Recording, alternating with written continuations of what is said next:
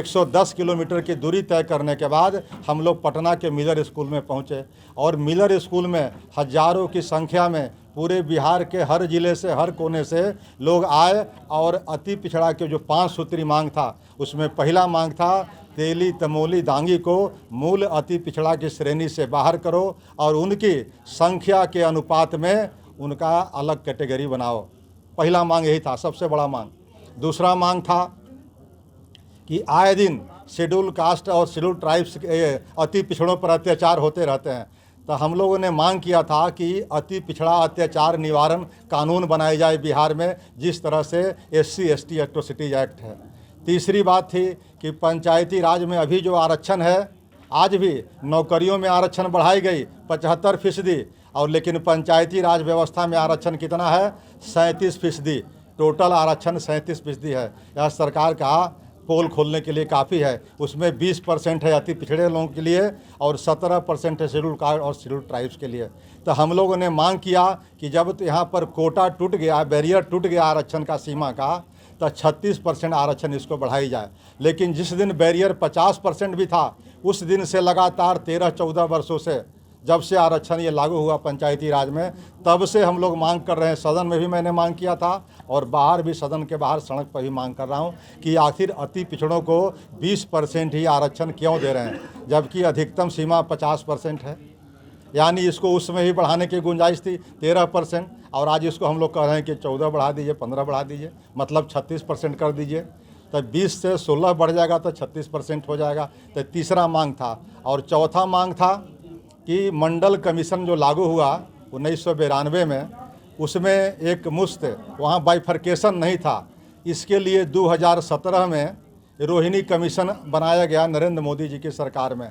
Rohini commission भी बड़ा महंगा कमीशन साबित हुआ। उसको 5 साल लगभग लग गए। अपनी 6 महीना की अवधि को विस्तार करते करते 13 बार उसका अवधि विस्तार हुआ और रिपोर्ट 31 दिसंबर 2023 को सबमिट हुआ। लेकिन उस रोहिणी कमीशन में क्या है, यह तो अभी सार्वजनिक नहीं हुआ। राष्ट्रपति महोदया के यहाँ वह रिपोर्ट लंबित है। लेकिन हम लोग अति पिछड़ा आरक्षण बचाओ संघर्ष मोर्चा के लोग यह मांग करते हैं कि उस रिपोर्ट को सार्वजनिक किया जाए और रोहिणी कमीशन जो का रिपोर्ट है वो कर्पूरी फार्मूला के तर्ज पर अति पिछड़ा और पिछड़ा का वर्गीकरण किया जाए, ताकि हजारों जातियाँ उसे फ़ायदा लेने में वंचित रह गई है। और पाँचवा जो मांग था, जिसमें आधा मांगे हम लोग की पूरी हो गई।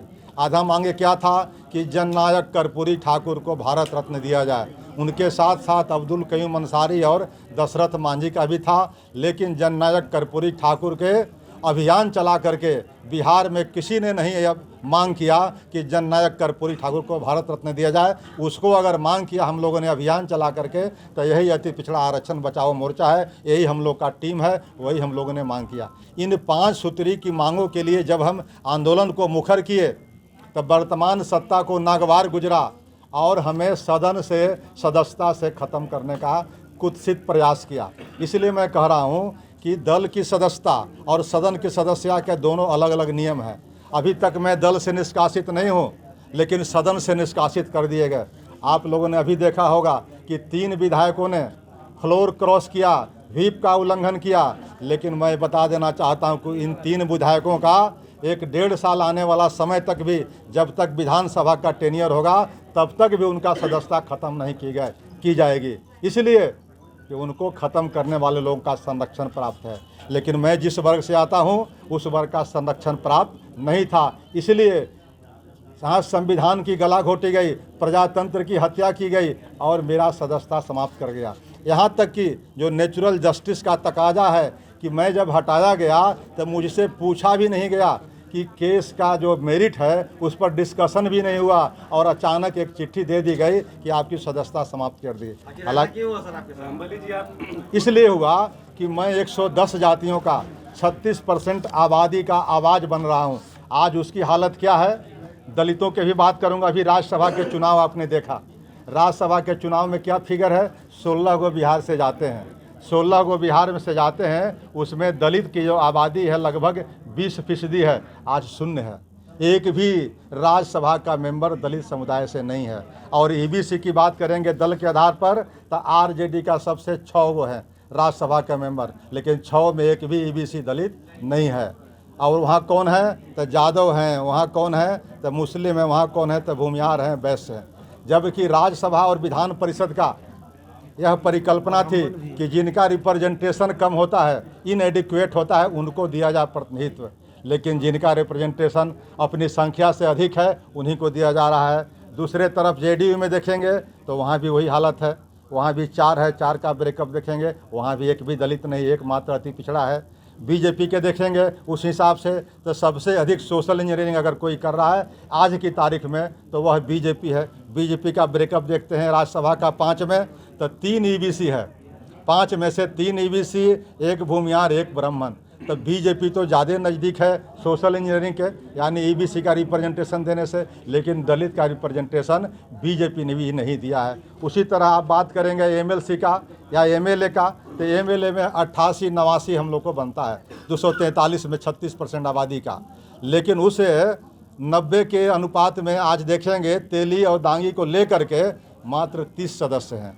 अगर उनको घटा दिया जाए तो 20 ही सदस्य बचते हैं। तब 20 सदस्य का यहाँ भी करीब करीब 70 सदस्यों का हकमारी है। एक मिनट पूरी बात कह देता हूँ। एमएलसी में भी देखेंगे तो 75 सदस्य हैं। 75 सदस्य में आज मात्र ईबीसी के 6 सदस्य हैं, और मैं जिस दल में था उस दल में 14 सदस्य थे और ईबीसी का एक अकेला था। लेकिन एक अकेला ईबीसी का सदस्य भी हमारे दल के मुखिया को और दल को ये नागवार गुजरा, और हमारी सदस्यता आनन फानन में गलत ढंग से प्रजातंत्र के गला घोटते हुए समाप्त किया गया। तो एक तो मेरा सवाल ये था जिस पर मैंने चर्चा की, और दूसरी सवाल है, उन लोग को शायद समझ थी कि रामबली जी की सदस्यता अगर हम सदन से समाप्त कर जाएंगे तो रामबली जी सरेंडर कर जाएंगे और घुटने टेक देंगे, आंदोलन समाप्त कर जाएंगे। लेकिन मैंने उस समय भी अलग अलग मीडिया के इंटरव्यू में कहा था कि एक बार नहीं दर्जनों बार अगर मेरी सदस्यता जाएगी तो उसकी परवाह नहीं है, लेकिन जो